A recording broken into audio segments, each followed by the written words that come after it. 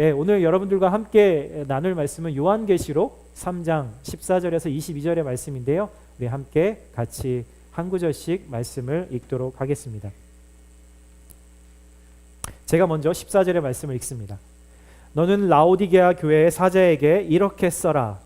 아멘이시요 신실하고 참된 증인이시요 하나님의 창조의 근원이신 분이 이렇게 말씀하신다. 나는 내 행위들을 알고 있는데 너는 차지도 않고 뜨겁지도 않다. 나는 내가 차든지 뜨겁든지 하기를 바란다. 내가 이렇게 미지근해 차지도 않고 내가 이렇게 미지근해 차지도 않고 뜨겁지도 않으니 내가 너를 내 입에서 뱉어낼 것이다. 내가 말하기를 나는 부자라 풍족해 부족한 것이 하나도 없다. 하나 너는 자신이 비참하고 불쌍하고 가난하고 눈멀고 벌거벗은 사람임을 알지 못한다. 그러므로 내가 내게 경고한다. 내가 풍족하게 되려면 내게서 불로 정렬한 금을 사거라. 너의 벌거벗은 수치를 드러내지 않으려면 흰옷을 사서 입어라. 내가 보고 싶으면 안약을 사서 내 눈에 발라라. 나는 내가 사랑하는 사람마다 책망하고 징계한다. 그러므로 너는 열성을 내고 회개하여라. 보라, 내가 문 앞에 서서 두드리니 누구든지 내 음성을 듣고 문을 열면 내가 들어가서 그와 함께 먹고 그는 나와 함께 먹을 것이다. 이기는 사람에게는 내가 이긴 후에 내 아버지와 함께 그분의 보좌에 앉은 것 같이 내가 내 보좌에 나와 함께 앉을 것이다. 같이 마지막 읽을까요? 시작. 귀 있는 사람은 성령이 교회들에게 하시는 말씀을 들어라. 아멘. 네, 아쉽지만 이번 오늘 이 본문이 7교회의 마지막 설교가 될 것 같습니다. 지난 7주 동안 이 요한계시록 2장부터 3장의 두 장의 말씀을 여러분들과 함께 말씀을 나누었습니다. 여러분들은 이 말씀을 묵상하시면서 또 어떤 마음이 드셨나요? 저는 진짜 그 7주 동안 되게 마음이 너무 쓰라리면서도 또 따뜻하고 또 감사한 시간들이었습니다. 하나님의 말씀이 입에서는 달고 내 속으로 들어가면은 쓰다라고 말했던 그 시편의 말씀이 정말 그렇구나라는 것을 사실 이 계시록의 말씀을 묵상하면서 더 경험했던 것 같아요. 여러분들은 어떤 마음이 드셨나요? 2000년 전에 예수님이 사랑하셨던 그 교회들에게 성도들에게 하셨던 그 말씀이 지금의 내 모습 그리고 우리 교회와 너무 흡사하지 않은가라는 생각을 해보게 됩니다. 어떤 분들은 이런 마음이 들었는지 모르겠어요. 우리 교회랑은 틀린데요, 목사님? 저랑은 거리가 먼데요? 라고 생각하셨다면 유튜브에 저희 칼라마즈 한인교회를 들어가셔서 다시 이 말씀을 들어보시고 또 묵상해 보시기를 부탁드립니다. 교회에 많은 또 여러 지체들이 이 말씀 7주 동안의 이 말씀을 통해서 정말 그런 이야기들을 저에게 많이 해주셨어요.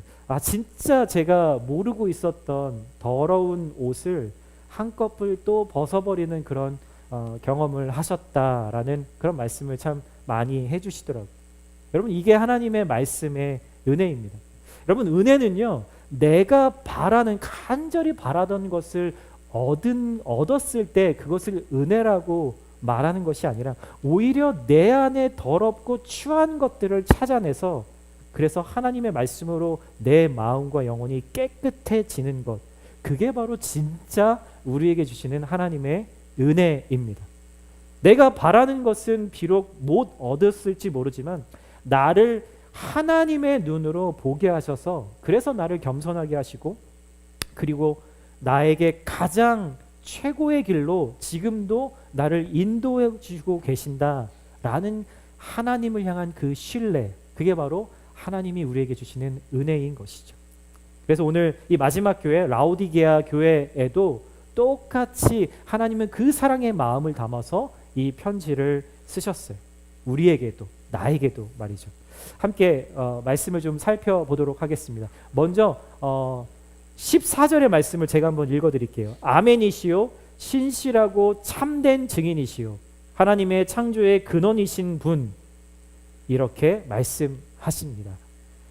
예수님이 어떤 분이라고 하는 말씀이겠죠.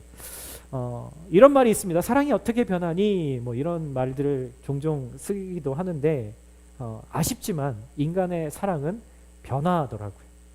여러분, 오늘 마지막 이 7번째 교회, 라오디게아 교회, 예수님은 자신을 또 뭐라고 이렇게 설명하고 계실까? 이렇게 말씀하시는 이유는 이 교회의 현재 영적인 상태와 아주 밀접한 것이다 말씀을 제가 반복해서 드렸습니다. 오늘 예수님은 본인 스스로가 아멘이다 라고 이렇게 얘기를 하세요. 여러분, 우리가 크리스천들이 제일 많이 쓰는 단어 중에 하나가 아멘이겠죠. 할렐루야, 아멘, 뭐 형제님, 자매님, 뭐 이런 것들일 거예요. 아멘이라고 하는 말의 뜻은요, 분명히, 그리고 참으로, 뭐 이런 뜻인데요. 그래서 이 말은 우리가 어떻게 쓰냐면, 하나님의 뜻이 정말로 맞습니다. 하나님의 말씀이 정말 맞습니다. 하나님이 하신 말씀이 그리고 분명히 이루어질 겁니다 라는 의미로 우리가 아멘이라고 이야기를 하는 거죠. 그리고 내가 아멘이다 라고 하시면서 그렇게 이어지는 말이 신실하다, 나는 참된 증인이다, 그리고 창조의 근원이다 라고 그렇게 말씀을 연달아 하세요. 이 말은 종합해보면 무슨 말이냐면 이런 말씀이에요. 예수님이 나는 내가 한 말은 반드시 지키고, 그리고 내가 한 말은 반드시 이루어질 거야. 나는 이 세상 만물과 너를 창조한 장본인이기 때문이야. 이게 바로 예수님이 나를 누구라고 말씀하고 계신 이야기예요. 여러분, 하나님의 말씀을 묵상할 때 그 말씀이 여러분 정말로 믿어지세요? 여러분, 아멘이라고 말하시면 진짜 그 말씀이 이루어질 거라고 믿으시나요? 주님의 예, 아멘. 너무 감사해요. 주님이 말씀하셨으니 오늘 제 삶에 이 말씀이 반드시 이루어질 겁니다. 제가 그것을 믿습니다. 마치 예수님을 성령으로 잉태한 그 마리아에게 천사가 그 얘기를 했을 때 그 말은 제가 주의 여종이오니 주의 말씀이 나에게 이루어질 것입니다 라고 고백했던 그 고백과 마찬가지인 것이죠. 여기서 예수님이 하신 말씀을 반드시 이루신다, 아멘이다 라고 말씀하시는 뜻이 뭐냐면, 예수님은 나를 구원하시는 구원자이시면서 동시에 심판하시는 주님이시라는 것을 잊지 말라는 거예요. 여러분 이해하셨어요? 지금 아멘이다, 내 말은 반드시 이루어질 거야 라고 하시는 이 말씀은 예수님은 나를 구원하실 것이다, 그렇지만 동시에 나를 받아들이지 않는 사람들에게는 심판이 임할 것이다, 그 예수님이다, 그 주님이다 라고 지금 말씀하고 계신다라는 거죠. 예수님은 왜 이런 말씀을 라오디게아 교회 성도들에게 하셨을까요? 뭐 유추를 해보자면, 클로를 가지고 유추를 해보자면 예수님의 말씀을 제대로 믿지 못한 그런 부분들이 분명히 있었겠죠. 그래서 안타깝게도 이 라오디게아 교회는요, 지난번에 나누었던 4대 교회 sardi스 처치처럼 책망만 받았던, 칭찬이 없이 책망만 받았던 교회이기도 합니다. 구체적으로 한번 살펴보도록 하죠. 15절 16절 이렇게 이야기합니다. 나는 내 행위를 알고 있는데, 함께 같이 읽을까요? 너는 차지도 않고 뜨겁지도 않다. 나는 내가 차든지 뜨겁든지 하기를 바란다. 내가 이렇게 미지근해, 죄송합니다. 차지도 않고 뜨겁지도 않으니 내가 너를 내 입에서 뱉어낼 것이다. 여러분, 흥미로운 표현이 나오죠. 여기서 차지도 뜨겁지도 않다, 미지근하다, 뭐 이런 말을 하시면서 네가 차갑든지 뜨겁든지 해라 라고 이야기를 하는 거죠. 여러분, 이 말의 진짜 의미는요, 뜨거운 신앙을 가지든지 차가운 신앙을 가지든지 중간은 하지 말고 양쪽을 선택해라 라는 말이 아니고요, 뜨거워라, 뜨거워져라 라고 하는 말입니다. 여러분 이해하시겠죠? 이 말은 특별히 라오디게아 성도들에게는 너무나 잘 이해될 수 있는 백그라운드에서 예수님이 이야기를 해주시는 거예요. 특별히 이 라오디게아라고 하는 지역은요, 빌라델비아에서 지난번 말씀 나누었던 지난주에 빌라델비아 교회에서 밑으로 한 50마일 정도 떨어진 곳이에요. 이곳도 사실은 아시아와 유럽의 어떤 경계에 있는 그런 교통의 중심지였기 때문에 아주 상업이 발달하고 아주 부유했던 도시다라고 이야기를 합니다. 특별히 뭐 양털을 가지고 옷감을 만드는 산업이 아주 발달했고 금융업이 아주 발달했던 지역이라고 이야기해요. 그래서 다른 몇 군데의 도시들처럼 아주 부자 도시였다라고 하죠. 그래서 이 지역도 이 터키 지역에 지진이 많이 나는 지역이잖아요. 이 지역도 여전히 그 당시에 지진이 나서 도시가 전체가 다 황폐화됐을 때 이들은 가지고 있던 돈이 워낙 많아서 로마 제국의 돈을 빌리거나 도움을 받지 않고 자기들 스스로 도시를 재건할 정도로 부유한 도시였다라고 이야기를 합니다. 제가 이 미시간에 이사 오기 전에 저는 텍사스의 휴스턴이라고 하는 도시에서 살았어요. 여러분 텍사스라고 하는 지역이 되게 지난 한 10년 전부터 아주 많은 사람들이 이주해 가는 되게 핫한 곳입니다. 미국 경제가 막 바닥을 칠 때도 제가 거기서 살아봐서 아는데 경기를 별로 타지 않는 지역이기도 해요. 왜냐하면 그 지역은 오클라호마라고 하는 그 주하고 또 다른 한두 개 주를 포함해서 이 지역에서 미국의 거의 대부분의 오일이 그리고 내추럴 가스가 여기서 생산이 됩니다. 그래서 텍사스가 미국 전체 GDP의 25%를 차지한다라고 하죠. 그래서 독립론자들이 여전히 거기에 있어서 그래서 막 텍사스 주가 나라로 독립해야 된다라고 하는 그런 생각을 가진 사람들도 종종 있습니다. 어찌됐든 이 지역은 그래서 참 부유한 지역이에요. 항상 사람들이 몰려오고 그래서 정말 레스토랑들이 새로운 비즈니스들이 끊임없이 새로 생깁니다. 그리고 계속 컨스트럭션이 일어납니다. 집을 짓고 빌딩을 짓고 건물을 짓고 하는 것이 늘상 주변에서 보는 일들이에요. 그래서 어느 레스토랑에 가면 진짜 별로 이렇게 맛이 없어서 망할 것 같은데 제 생각에 망할 것 같은데 1년이 지나고 2년 지나고 3년 지나도 망하지 않고 잘 되더라고요. 그 정도로 사람들이 많아서 그렇게 부유함이 있는 것이죠. 마치 이런 것처럼 라오디게아에 이런 풍요로움이 있었지만 치명적인 단점이 이 도시에 있었어요. 그것은 뭐냐면 사람들이 많이 몰려서 사는데 반드시 필요한 물이 부족하다라는 거였어요. 여러분 아까 말씀드린 그 텍사스 지역에 사람들이 많이 몰리지만 참 안 좋은 것도 있습니다. 엄청나게 건조하죠. 휴스턴은 엄청나게 습합니다. 거기다가 허리케인 시즌에는 정말 집이 다 잠길 정도로 그렇게 비가 오고 플랫한 랜드라서 아주 평평한 땅이기 때문에 물이 어디로 갈 수가 없는 지역이라 더 그런 피해를 많이 보죠. 마찬가지로 이 라오디게아 이 도시에도 물이 부족해서 이웃 도시에서 물을 끌어다가 사용해야만 하는 그런 어려움이 있는 곳이었다라는 거예요. 그래서 이 주변 도시에서 어떤 물을 끌어와서 사용했냐면 온천수, 물이 없으니까 뭐 이것저것 가릴 게 없겠죠. 온천수 그리고 지하수를 근처 한 7마일, 10마일 정도 떨어져 있는 곳에서 공급을 받았다라고 해요. 그런데 여러분 지금도 사실 물을 옮긴다는 게 뭐 이렇게 쉬운 일은 아니지만 그 당시에는 정말 물을 잘 보존해서 옮겨가는 방법이 마땅치 않았기 때문에 먼 거리에서 물을 공급받다 보니까 실제로 이 뜨거웠던 온천물이 이쪽으로 이동을 해서 물을 마실 때가 되면 물이 미지근한 상태가 되고요. 그리고 그 지하수를 또 공급받았는데 지하수는 정말 차갑잖아요, 여러분. 뽑았을 때는 예전에 그렇죠. 우물물 같은 거를 뽑아내면 정말 차갑잖아요. 거기에 머리를 감으면 머리가 얼어버릴 것 같은 한여름에도. 그런데 그 차가운 물이 거기까지 10마일 정도를 이동하다 보면 미지근해지는 그런 상태가 되었다라는 거죠.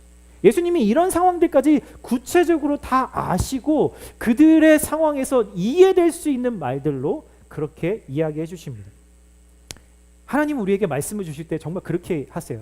내가 이해될 수 있는 것으로 말씀하세요. 내가 성경 말씀을 잘 모르면 그것이 아니더라도 다른 것을 통해서 하나님은 우리가 하나님의 음성을 듣게도 하시고요. 또 성경의 말씀을 많이 알고 있는 사람들에게는 그 말씀을 하나씩 하나씩 기억나게 하셔서 필요한 때 우리에게 그렇게 말씀하시는 거죠. 중요한 건 하나님은 우리의 모든 상황을 정확하게 알고 계신다라는 거예요.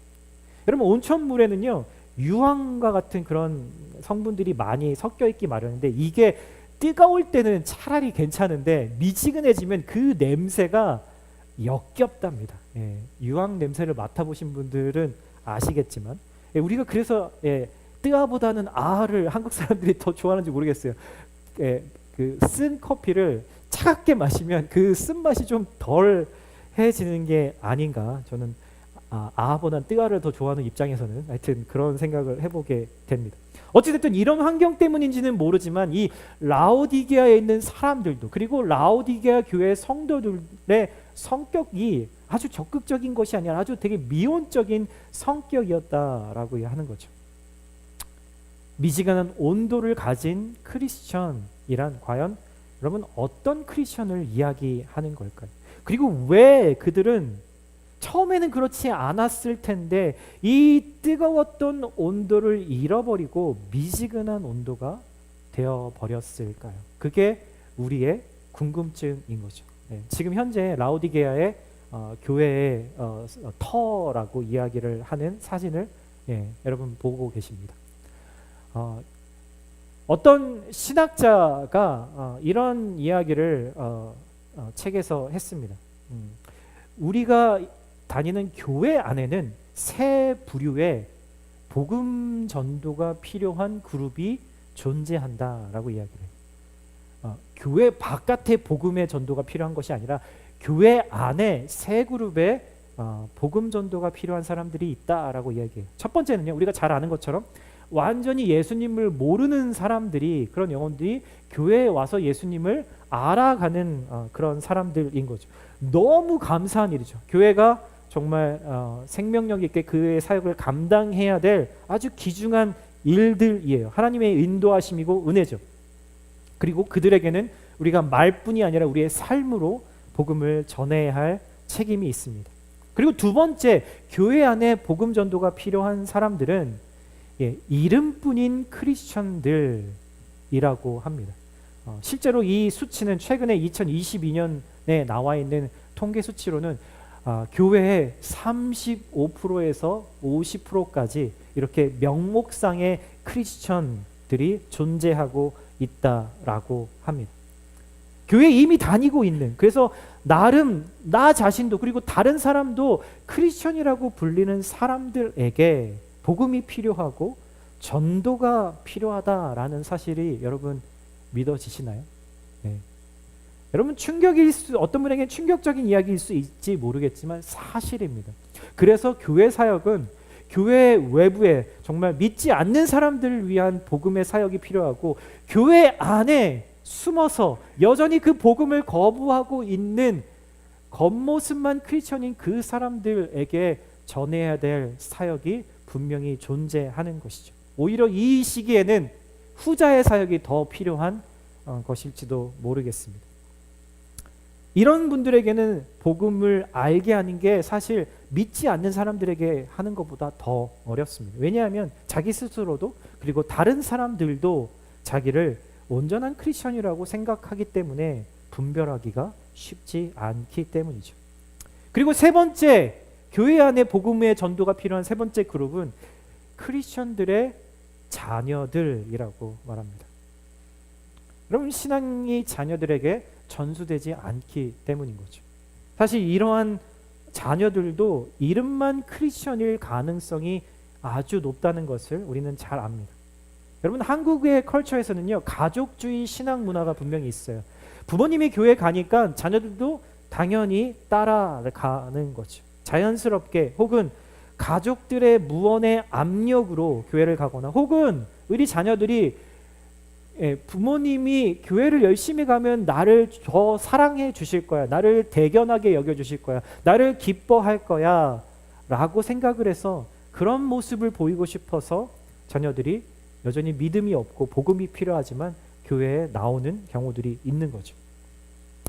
진정 복음을 받아들이고 그들의 삶에 예수님께 드리는 거하고는 사실 별개의 또 다른 문제입니다. 이런 세 부류의 사람들은 특징이 있어요. 뭐냐면 예수님의 주변만을 맴돌 뿐이다라는 거죠. 물론 여러 가지 이유가 있을 수 있습니다. 그들 안에 상처가 있을 수도 있고 그들 안에 반항심이 있을 수도 있고 자신의 고집도 있을 수 있고 여러 가지 그런 환경들과 요인들이 있겠죠. 그렇지만 요즘 시대에 지금 이 2024년의 이 시대의 컬처 중에 특징이 하나 있는데 그게 뭐냐면 균형이에요. 균형. 밸런스라고 얘기하죠.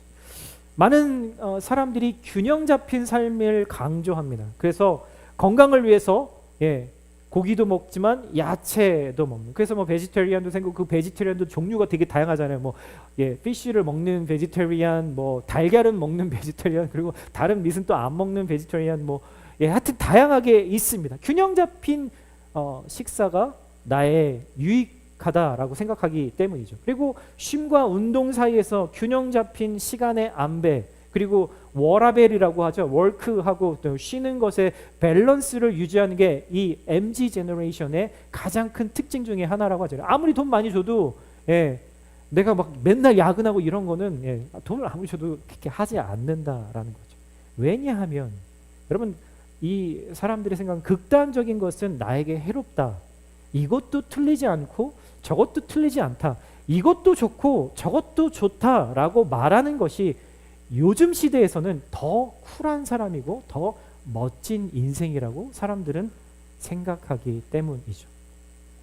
여러분 그런데요. 신앙의 목표는 우리 크리스천이 가지고 있는 목표는 이거와는 다릅니다. 사람과 사람 사이의 중간에 있는 것도 아니고 관계와 관계에서 중도를 지키는 것도 크리스천의 목표가 아니라는 거예요. 여러분 신앙의 유일한 목표는 하나님만을 바라보고 사는 것. 교회에서만 아니면 성경을 볼 때만 예배를 드릴 때만이 아니라 우리의 whole life에서 오직 주님만을 바라보고 살아가는 것. 그것을 바로 크리스천의 삶의 목표라고 성경은 이야기를 하죠. 세상과 하나님 사이에서 완전히 하나님께로 기울어버린 삶을 말하는 겁니다. 그래서 하나님과 나와의 관계를 가장 잘 표현해주는 단어가 고린도전서에 그렇게 나와요. 믿음, 소망, 사랑이라고 이야기를 하죠. 여러분 이 세 개의 단어를 생각해 보면요, 아주 단순한 것 같지만 아주 믿음에 대해서 단호하게 이야기해주고 있는 단어입니다. 그냥 슬렁슬렁 넘어갈 수 없는 아주 견고한 단어들이에요. 결국 이 단어들이 말하는 것은 하나예요. 하나님과 나 사이에서 변함없이 뜨거운 사랑의 온도를 가져야 한다라고 이야기를 하는 것이죠. 여러분 라우디게아 교회를 향한 예수님의 사랑은 변하지 않았어요. 그래서 19절에 분명히 이렇게 얘기하십니다. 나는 내가 사랑하는 사람들마다 책망하고 징계한다.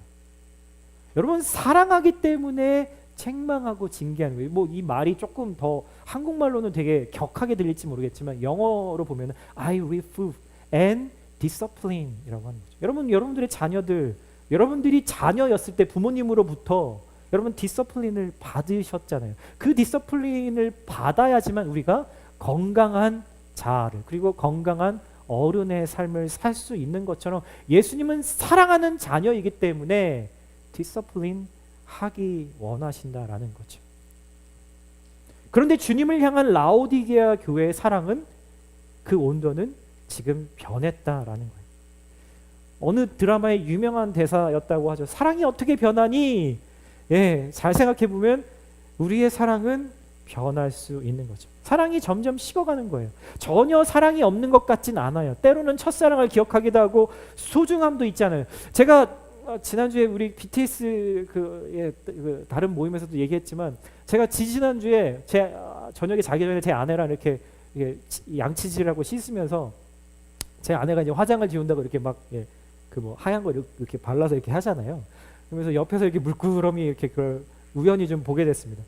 되게 물끄러미 한 1, 2분 정도 이렇게 쳐다보고 있으니까 처음에는 막 이렇게 잔주림과 막 여러 가지 그 옛날의 모습이 떠오르면서 늙었구나 뭐 이런 생각을 하다가 제가 제 아내가 오늘은 저희 주일대학교 설교라 지금 없어서 그런데 그래서 제가 좀 뭐 하여튼 화장품도 요즘에 좀 좋은 거 쓰라고 하고 제가 그렇게 얘기는 하지만 그런 걸 보면 제가 처음에 들은 생각이 뭐냐면요. 내가 화장품을 좋은 거를 사주지 못해서 이런가? 뭐 이런 생각을 하다가 나중에는 그 주름마저도 참 이렇게 예뻐 보인다라는 생각이 들었어요. 그게 나 때문이구나. 우리 가족들 때문이구나. 정말 성도들을 섬기는 것 때문이구나. 라는 생각들을 하게 됩니다. 저도 그런 사랑을 생각할 때가 있습니다. 그런데 그럴 때가 있어요. 더 이상 내 몸이 내 마음을 따라가지 못하는 거죠.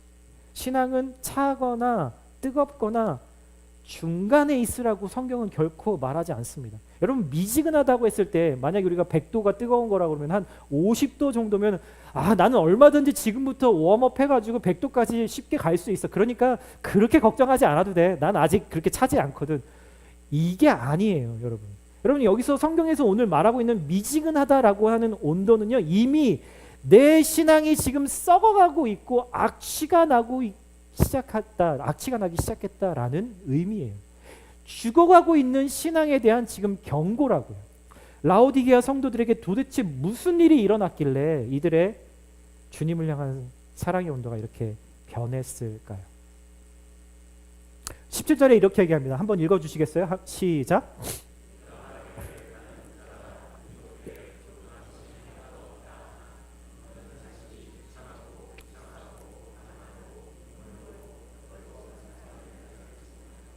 여러분 나는 부자라 풍부해 부족한 것이 하나도 없네. 여러분 이렇게 혹시 말씀 속으로 이야기하시거나 그렇게 생각하실 때가 있으신가요? 뭐 진짜 나는 부자가 아니니까 나 지금 뭐 그래도 그냥 근근히 살아가는 사람인데 무슨 부자야라고 생각할지 모르지만 그런 분들에게도 때로는 이런 마음이 들 때가 있습니다. 그래 뭐 그래도 큰 걱정 없이 뭐 잘 살고 있으니까 부족한 거 별로 없다라고 생각할지도 모르죠. 여러분 이 말에서 뭐가 느껴지세요? 하나님이 은혜를 너무 많이 주셔서 나에게 부족한 게 없습니다, 주님. 이런 고백으로 느껴지세요? 뒷부분에 보면은 그게 아니라는 생각이 들죠. 예수님은 뭐라고 그러세요? 비참하고 불쌍하고 가난하고 눈멀고 벌거벗은 가장 정말 안쓰러운 단어들이 여기에 총집합해 있습니다.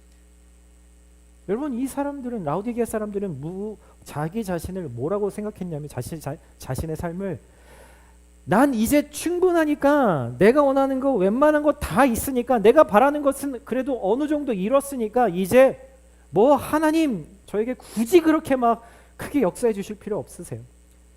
그럼에도 제가 명색이 크리스찬인데 사람들도 그렇게 알고 제가 그렇게 살아온 인생이 있는데 제가 교회는 나갈 거예요. 예배도 드릴 거예요. 제가 섬김도 하고요. 그렇게 해야 될 것들은 다 할 거예요. 그렇게 저도 하나님 앞에 적당히 그래도 선 지키고 살아갈 테니까 하나님도 저에게 적당히 선을 좀 지켜주세요. 이렇게 생각하는 마음이 아니었을까요? 예수님이 이들을 바라보시는 관점은 그런데 완전히 달랐다라는 거죠. 예수님은 그들을 향해서 비참하다, 불쌍하다, 가난하다, 눈멀었다. 너희는 벌거벗었음에도 불구하고 너가 벗은 줄을 모르고 있다라고 말씀하고 계신 거예요. 총 5종 세트의 가장 안쓰러운 단어들을 쓰고 계시죠. 가끔씩 우리가 마주치는 그 홈리스 분들보다도 더 불쌍한 존재. 그런데 더 불쌍한 거는 자신이 그런 상태에 있다라는 것을 깨닫지 못하고 인지하지 못하는 그런 최악의 영적인 컨디션에 있었다라는 거죠. 그런 부자 도시에서 살고 있는 라오디게아 성도들의 영혼의 상태였고 그들이 삶을 살아가는 삶의 방향성의 문제이기도 했습니다. 또 아까 제가 살았던 그 휴스턴의 이야기를 잠깐 드리면 도시 전체가 부유하죠. 그래서 정말 수많은 전 세계 오일 컴퍼니의 헤드쿼터가 다 거기에 아주 크게 멋있게 서 있습니다. 수많은 직장인들이 다닙니다. 하나같이 다 어마어마한 샐러리를 받으며 살아가죠. 돈이 돌고 그래서 부요함이 있죠. 성도들도 마찬가지입니다. 얼마나 많은 교회가 거기 있겠어요. 그런데 많은 교회들이, 정말 많은 교회들이 무너져 있습니다.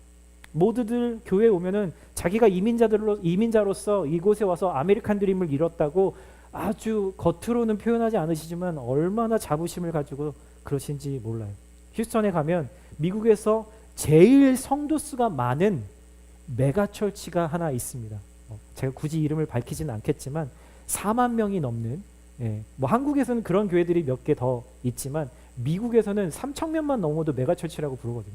그러니까 4만 명이라고 하면 진짜 어마어마하죠. 그 교회 건물 앞을 이렇게 운전해서 지나가다 보면은 진짜 처음부터 끝까지 이렇게 한참을 지나가야 됩니다. 차를 타고. 그 안에 스타벅스가 몇 개가 들어와 있을 정도로 교회가 어마어마하게 크죠. 그런데 안타깝게도 그 교회는 잘못된 복음, 변질된 복음을 말하는 교회로 더 유명해졌죠. 소위 한국말로는 좀 어려운 말인데 번영 복음, prosperity gospel이라고 부르는 예수 믿으면 잘 될 수 있어, 예수 믿으면 성공할 수 있어 라고 하는 복음을 전하는 교회입니다. 교회라고 이름은 써 있지만 실상은 교회가 아닌 것이죠. 그래도 여전히 수많은 사람들이 그 교회에 몰려가는 것을 봅니다. 여러분 왜 그럴까요? 많이들 들어보셨겠지만 긍정의 힘이라고 하는 그 책으로 유명해진 이 교회는요, 예수를 믿으면 누구나 잘 될 거다, 성공할 수 있다. 아메리칸 드림의 가장 큰 특징, 큰 집에다가 차 두 대는 아주 좋은 자동차에 넉넉한 형편으로 살 수 있다. 크리스천이라면 그런 삶을 살 수 있는 기회가 있다라고 말하죠. 무엇을 가지면요? 긍정의 마인드를 가지고 그것으로 믿음을 삼으면 그렇게 된다라는 거예요. 그게 목사님의 이런 이야기를 합니다. 책에. 내가 어느 날 교회를 갔는데 좀 늦게 와갖고 그 넓은 정말 수천 대를 파킹할 수 있는 그 파킹 스팟이 하나도 없더랍니다. 그래서 속으로 기도를 하는 거예요. 하나님, 나를 위해서 이 스팟 중에 하나를 저에게 예비해 주세요. 차가 한 대 나가게 해주세요. 혹시 그런 경험 여러분들 안에도 있지 않으세요? 그렇게 기도하고 그렇게 믿고 선포한다는 거예요. 그러면은 반드시 하나님이 그 스팟을 주신다. 그것이 바로 믿음의 승리다라고 가르치는 거죠. 여러분도 그런 교회 가고 싶지 않으세요? 거기 가면 그 설교하는 대로 내가 믿고 따라하기만 하면 나도 다 부자 될 수 있다라고 이야기를 합니다. 뭐가 잘못됐나요? 여러분, 하나님의 말씀을 내가 원하는 것을 얻는 데 사용하는 필요한 분이라고 생각하는 거죠. 우리는 은혜를 받았기 때문에 순종을 하는 겁니다. 여러분, 순종을 잘 못하시는 분들은요, 잘 생각하셔야 돼요. 내가 그만큼 충분한 하나님의 은혜를, 그 사랑을 경험하지 못했기 때문이에요. 그러니까 내가 더 순종을 잘해야지, 이렇게 이를 악물지 마시고요. 하나님 앞에 더 나아가셔서 은혜와 사랑을 먼저 받으시는 게 정답이에요. 그 성경은 그렇게 얘기하세요. 그렇기 때문에 은혜를 받아야 순종하는 게 당연한 건데, 이거는 정반대로 내가 하나님께 순종하면 하나님은 나에게 내가 원하는 은혜를 주셔야만 하는 분이라고 착각하게 된다라는 거죠. 주객이 전도된 거예요. 그래서 그 사람들에게는 은혜라고 하는 것은, 축복이라고 말하는 것은 내가 잘 되는 것을 은혜고 축복이라고 생각한다는 거예요. 여러분, 근데 성경은 그렇게 얘기하지 않습니다. 여러분, 정확하게 하셔야 돼요. 내가 잘 안 되면, 내가 실패하면, 내가 원하는 것을 받지 못해도 그게 은혜가 될 수 있다라고 성경은 얘기하는 거예요. 여러분, 그들이 말하고 있는 그 잘못된 복음 안에 뭐가 있어요? 그들은 부유해요. 그리고 크리스천이라고 말해요. 교회도 나가요. 예배도 드려요. 섬기기도 해요. 헌금도 해요. 하지만 그들 안에 고난이 없습니다. 복음 안에 고난이 없어요. 거기에는 인내하거나 오래 참음에 대한 이야기가 없어요. 거기에는 하나님과의 관계가, 그 사랑이 give and take로 변질되어 있어요. 당연히 예수님처럼 나도 십자가를 져야 하는 그 고통도 없는 거예요. 지극히 하나님을 내 수준으로 끌어내려서 마치 라오디게아 성도들처럼 지금 나는 완전히 영적으로 망해 있는데 입으로는 난 부자야 라고 말하면서 비어있는 지갑을 가지고 물건을 내가 이것도 사고 저것도 사고 다 할 수 있어 라고 거들먹거리고 있는 모습이라는 거죠. 나는 이만하면 나름 내가 보기에도 사람들 보기에도 신앙적으로 나쁘지 않아. 그러니까 예배도 드리러 나오고 나도 나름 열심히 살려고 노력하고 있으니까 나는 괜찮은 크리스천일 거야.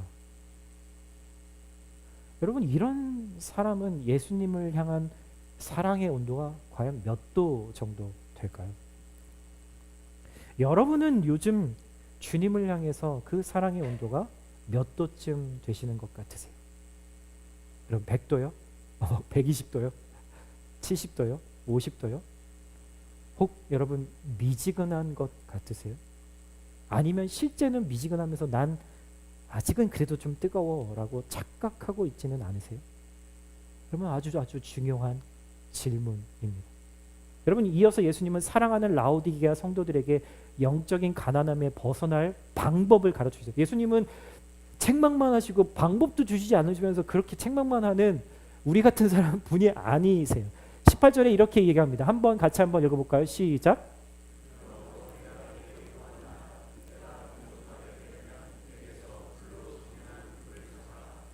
너희 벌거벗은 수치를 드러내지 않으려면 흰 옷을 사서 입어라. 내가 보고 싶으면 사서 내 눈에 발라라. 여러분, 이 당시에 이 라오디게아는 아주 유명한 의술이 발달되어 있는 곳이었습니다. 그래서 세계 거의 최초로 안약을 개발해서 했던 곳일 정도로 그랬어요. 그러니까 예수님이 그것까지도 아시고 안약을 사서 가서 발라라라고까지 얘기를 하시는 거예요. 여러분, 세 가지를 사서 가지고 입고 바르래요. 지금 이들의 상태는 어떤 상태예요? 홈리스보다도 더 불쌍한 존재, 더 가난해 보이는 라오디게아 성도들이 돈도 없고, 그렇죠? 누구에게 가서 어떻게 뭘 주고 살 수 있단 말인가요? 근데 예수님은 가서 사서라고 이야기를 하는 거죠. 이사야서 55장 1절에서 3절까지 이렇게 얘기합니다. 함께 같이 읽어볼까요? 시작. 너의 목마른 자들아 물로 나오라. 돈 없는 자도 오라. 너희는 와서 사 먹되 돈 없이 값 없이 와서 포도주와 젖을 사라. 너희가 어찌하여 양식이 아닌 것을 위하여 은을 달아주며 배부르게 하지 못할 것을 위하여 수고하느냐. 내가 듣고 들을지어다. 그리하면 너희가 좋은 것을 먹을 것이며 너희 자신들이 기름진 것으로 즐거움을 얻으리라. 너희는 귀를 기울이고 내게 나와 들으라. 그리하면 너희 영혼이 살리라. 뭐라고 얘기하시죠? 돈이 없어요. 영적으로 지금 내가 완전히 지금 미지근하다 못해 썩어가고 있는 온도를 가지고 있어요. 그런데 예수님이 뭐라고 얘기하시면 나에게 나와서 돈 필요 없으니까 나에게 나오기만 하면 내가 너에게 필요한 그 사랑의 온도를 다시 데필 수 있는 방법을 줄게. 그게 뭐라고요? 나에게 와서 들으라. 귀 기울이고 나에게 와서 들으라. 무엇을요? 예수님의 말씀을 들으라 라고 3번이나 강조하고 있다라는 거. From me. 어디 딴 데 가서 사지 말라는 거예요. 넷플릭스에 가서 사지 말라는 거예요. 여러분, 어디 내가 그것을 해결할 수 있는 그 어떤 술이든 뭐든 우리를 리프레시한다고 믿는 그것에 가서 줄 수 없는 걸 가지고 요구하지 말라라는 거예요. 예수님은 그 귀한 것을 우리에게 돈 받지 않고 주시겠다라고 말씀하십니다. 왜냐하면 그게 귀하다라는 것, 그게 나에게 진짜 필요하다라는 것을 아는 사람에게, 그런 겸손함의 마음을 가진 사람에게는 예수님은 거저 주시겠다. 그런 사람만 주님 앞에 나아갈 수 있기 때문이죠. 그래서 우리는 예수님께 구하고 나아가야 하는 것입니다. 그래서 주님을 찾는 것에, 주님의 음성을 듣는 일에 열심을 내라 라고 이야기를 하고 계신 거예요. 나는 내가 사랑하는 사람마다 책망하고 있으니까 그러므로 너는 열심을 내고 회개하라. 여러분, 내 신앙의 미지근한 온도에서 벗어나려면요, 내가 얼마나 영적으로 가난한 상태에 있는지를, 그 실체를 봐야만 해요. 여러분 그게 은혜고요. 그게 하나님을 경험하는 것이고요. 그게 바로 회개의 과정이에요. 그게 먼저입니다. 그렇지 않으면 우리는 결코 주님을 찾지도 않을 뿐더러 그 지난주에 우리 말씀 묵상처럼 상한 심령을 가지고 나아갈 수 없는 존재라는 거예요. 내가 얼마나 영적으로 생명력이 없는지를 알려면 내 삶에서 작정하고 예수님께 집중해서 나아가는 시간이 반드시 필요하다는 거예요. 그래서 나에게 와서 들으라 들으라 제발 들으라 라고 강력하게 요구하시는 것이죠. 우린 매일 예수님 앞에 앉아서 그분의 음성을 들어야 합니다. 그게 바로 묵상이고 큐티이죠. 여러분 묵상은 혼자서 하는 것이라면 이것을 돕기 위해서 하는 훈련의 시간도 공동체가 함께합니다. 우리가 함께 BTS를 하죠. 함께 금요예배를 통해서 묵상하고 기도하는 훈련을 합니다. 지난주에 BTS 어떤 청년이들이 이렇게 이야기를 하더라고요. 그 전주가 봄방학이었습니다. 한 주를 쉬었습니다. 아주 여행도 갔다 오고 나름 잘 쉬고 재밌게 놀았다고 해요. 봄방학 때 여행 가고 목사님 그렇게 쉬었더니 그때는 진짜 너무 리프레시 되고 너무 좋았는데 돌아오고 나니까 다시 그 공부해야 되고 또 그 루틴한 일을 살아가는 게 너무 싫고 귀찮고 그래서 일주일 동안 거의 무너진 삶을 살았어요. BTS 처음 시작하는데 분위기가 별로 이렇게 느껴지잖아요. 막 이렇게 막 잘 나눠지지가 않는 거야, 다들. 근데 나중에 끝나고 나서 저희 그 인스트럭터들한테 얘기를 들으니까 다른 반들도 다 똑같았대. 성인이건 청년들이건 다 비슷했대 했다고 그러더라고요. 근데 감사한 거는 그때 처음에는 그렇게 마음이 열리지 않았는데 나중에 그들의 삶을 오픈하고 이랬어요 저랬어요 라고 그 말씀 안에서 나누면서 함께 회개하고 함께 기도하면서 다시 은혜로운 시간들을 가졌습니다. 그러면서 한 청년이 맨 마지막에 기도를 하기 전에 그런 얘기를 했어요. 목사님 이런 훈련의 시간이 처음에는 막 이렇게 하라고 말씀드렸을 때 너무 하기 싫었대요. 목사님 앞에서 차마 못하겠다는 말을 못해갖고 그랬는데 일단 하고 나니까 이 양육이라고 하는 것들을 받기 나니까 정말 잘했다라는 생각이 들어요. 안 그랬으면 제가 오늘도 그냥 침대에 누워서 그냥 정말 그렇게 무너진 시간들을 보냈을 것 같아요. 이런 시간이 너무 꼭 필요해요. 여러분 정말 사실입니다. 여러분 그렇다면 예수님을 향해서 우리의 마음이 이러한 훈련의 시간, 디서플린의 시간들을 통해서 우리가 회복되는 거, 온도가 다시 올라가는 거죠. 두 번째, 그러면 그 온도가 올라가면 중요한 건 계속 그 온도를 유지해야 될 거 아닙니까? 그렇죠? 유지하는 게 또 한 가지 우리의 고민입니다. 온도를 유지하는 방법. 20절 한번 읽어볼까요? 시작.